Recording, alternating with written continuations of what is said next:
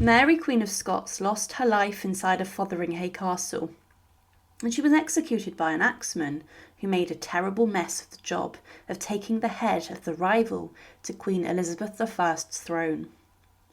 She had been imprisoned for around 2 decades inside of various different houses and castles in England, and as time went on, her imprisonment got much tougher. She had consented to a number of plots to oust Elizabeth from the English throne and to take the crown herself, and many Catholics across England would have backed this. But despite her horrific end, one of the most awful parts of Mary's life was the husbands and relationships that she had. She was a woman who was married 3 times, and every single one of these marriages ended in tragedy or horror. What is the story of the terrible husbands of Mary, Queen of Scots? The King of France, Henry II, wanted to join the Scottish and French throne by having his 3-year-old son, who was the Dauphin, and heir Francis, marry a Scottish girl, and Mary Queen of Scots was proposed to him. The marriage was agreed with the promise that the French would help the Scottish in military campaigns, and the English and the Scots were at war at the time, and the alliance saw France getting involved against the English and Henry VIII's forces.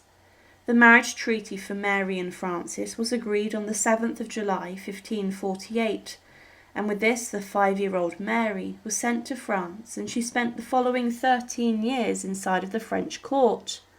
The French fleet escorted Mary from Dumbarton in August of 1548 and then to Brittany, and Mary was allowed a number of young Scottish girls to go with her, and 4 of these girls were actually named Mary, and they were the daughters of influential Scottish nobles. Mary's own governess came with her, and inside of the French court Mary was raised, and she learnt many skills, including how to play various instruments, and she also learnt different languages. A huge number of people inside of the French royal court loved her, but Catherine de' Medici, the powerful and ruthless wife of Henry II, was not a fan. Mary was a friend with Elizabeth of Valois, and she was well cared for, but during her childhood she did contract smallpox, but she managed to get over this. But her husband was the future Francis II, and the pair were very close, and their marriage was said to have been happy, despite their young age. They travelled together to different places and had their own household, and Mary was said to have been slightly opposite to her husband. She was a tall woman, and her husband Francis was short and unassuming. It was claimed that, "From the very first day they met, my son and she got on as well together as if they had known each other for a long time." Mary made huge decisions inside of the French court, and she even said that she would hand over the Scottish crown to the French if she died without children.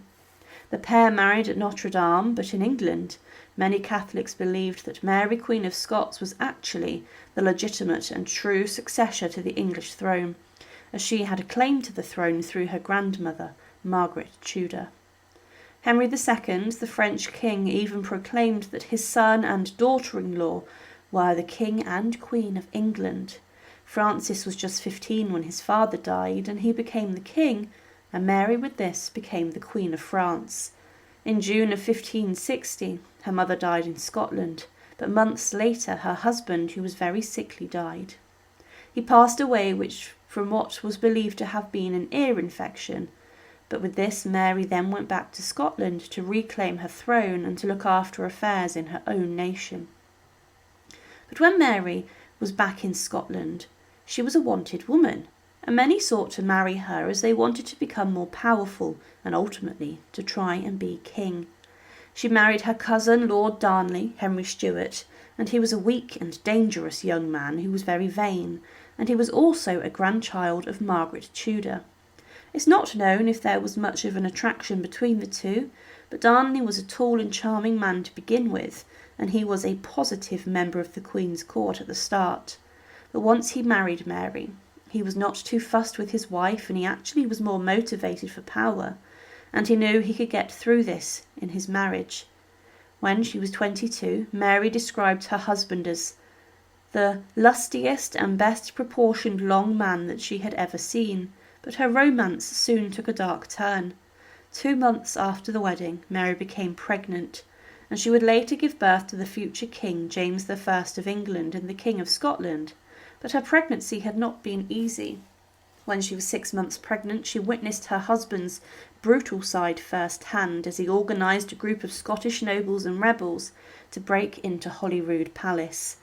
They then slaughtered David Rizzio, the flamboyant secretary of Mary's, and Darnley was jealous of how close Rizzio was to Mary, and some even said that Rizzio shared a bed with the Queen.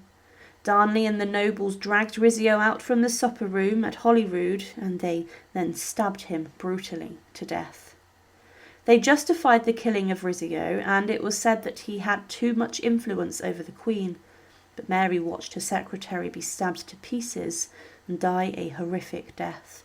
She thought Darnley was very angry as he refused to make him the King of Scotland, and she thought he was also wanting to kill her unborn child, who would become her successor and not him.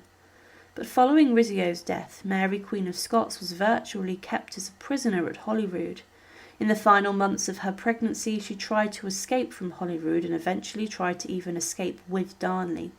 But James VI of Scotland and later James I of England was born, and he was baptised inside the Chapel Royal at Stirling Castle.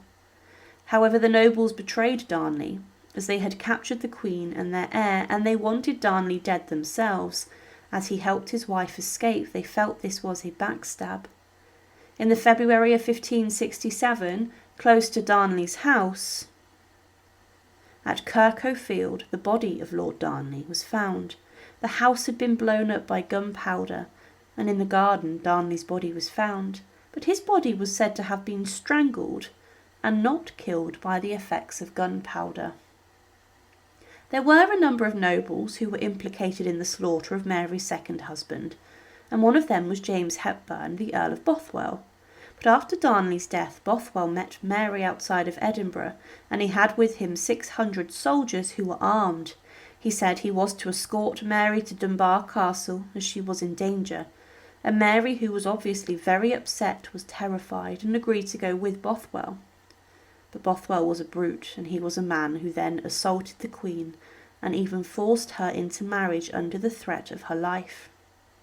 Bothwell's friends had said that he should marry the Queen as he could deal with the other rebel nobles.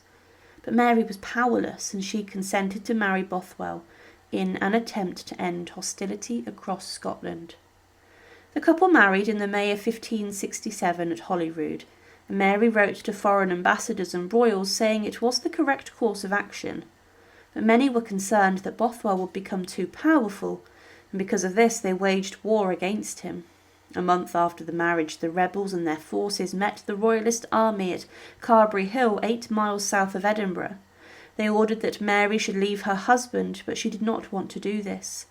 To avoid further bloodshed, Mary turned herself over to the rebels, and they took her into Edinburgh. The Earl of Bothwell could not gather his own army, but Mary was now a prisoner again, and she was held inside of Lochleven Castle, and she was held on a fortress on the island. But she became very sick and was then ordered to abdicate the crown in favour of her son James, and he was crowned in the July of 1567. Mary's half-brother James Stuart was then named regent, and Bothwell later ended up imprisoned in Denmark, and he succumbed to a horrific death inside of Dragsholm Castle.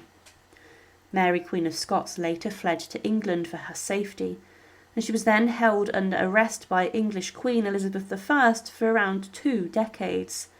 Elizabeth was worried that Mary would oust her from the throne, as she had a genuine claim to the throne, and lots of Catholics across England were calling for Mary to be the English Queen. For 19 years, Mary was moved from house to house, and a lot of her imprisonment was comfortable, but Mary Queen of Scots had an incredibly horrific and tragic love life. Her first husband died at a young age, her second husband was a murderer, and her third husband was a violent and abusive man. It was a horrific side of her life that ended also in execution. Thank you for watching, and to support, please subscribe to Her Remarkable History. Thank you.